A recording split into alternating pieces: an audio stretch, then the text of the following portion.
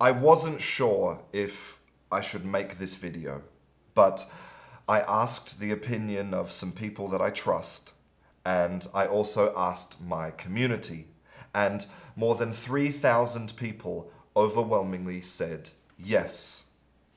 So here it is. Let's talk about English with Lucy and the language learning industry. Lucy has uploaded some questionable content over the past few years, but her most recent video crossed a line. It was called "Avoid this pronunciation if you want to sound professional."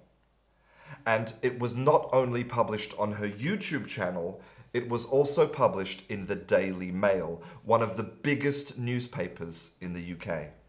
In the video, Lucy gives a list of 10 words that you have to pronounce in a specific way in order to sound professional and educated and intelligent. So, what line did this video cross? It crossed the line into prejudice and discrimination.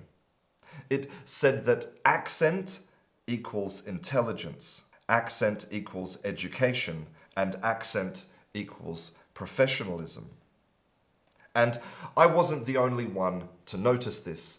On Twitter, dozens of linguists and teachers and other academics complained about the content of this video.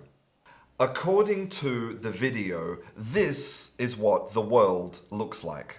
Unintelligent, uneducated, unprofessional, or as some other teachers commented on Twitter, "Geez, as an American, I don't even stand a chance. Imagine someone from Ireland, lol, I'm doomed. Imagine someone from Yorkshire, I'd be spat on." And sadly, this is not a new phenomenon. In 1791, more than 200 years ago, John Walker published his Pronunciation Dictionary, where he said, "Hence it is that the vulgar pronunciation of London, though not half so erroneous as that of Scotland, Ireland, or any of the provinces, is to a person of correct taste 1,000 times more offensive and disgusting."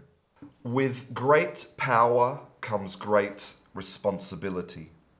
When you have 4 million subscribers on your YouTube channel and your videos regularly get millions of views, then you become a representative of your industry.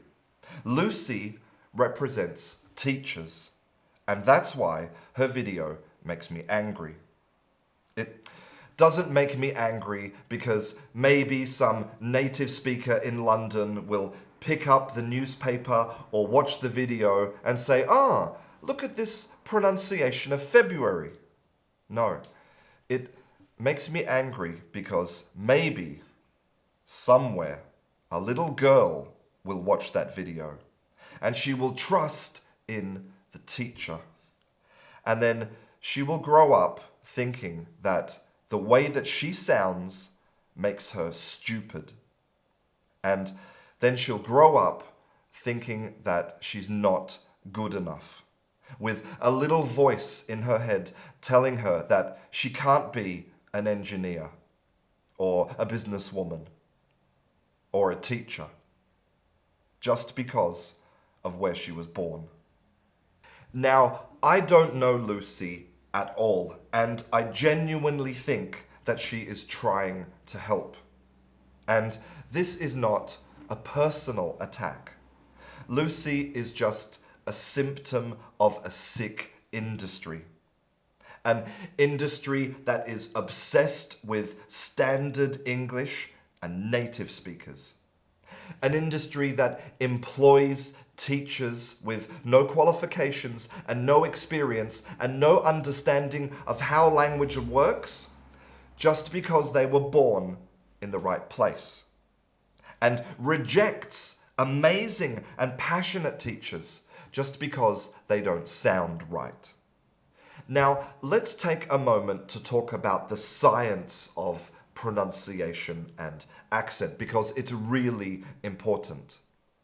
One of the core principles of language is that you talk like who you talk with. That's why people who are born in Australia don't grow up with American accents. Your accent is part of your identity. It is a result of all of the experiences in your life. It is not something you choose. And your accent is formed when you are very, very young. Patricia Kuhl from the University of Washington has been studying language acquisition and accent for more than 40 years.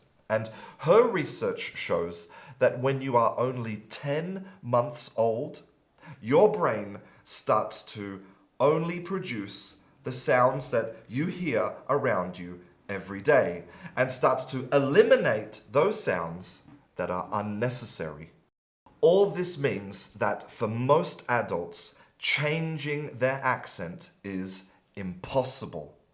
And that's why it's so damaging to be told that the way that they sound, which they can't change, makes them seem unintelligent and unprofessional and uneducated. And the damage that it does is real. Let me give you some examples. In a 2013 survey of UK accents, 37% of respondents said that people from Liverpool sound unintelligent because of their accent. And as usual, it's women who suffer the most. This research showed that when potential employers were given a list of qualities like a good English speaker, dependable, intelligent, and natural, men were seen as better in 8 of the 10 qualities. And women speaking non-standard English got 0 out of 10.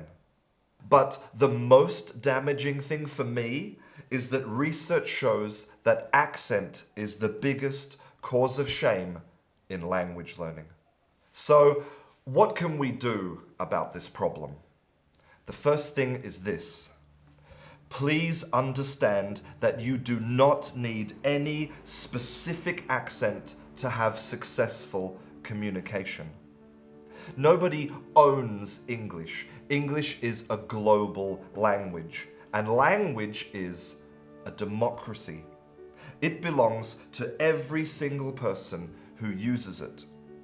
You only need to worry about the way you speak if it affects the understanding of meaning.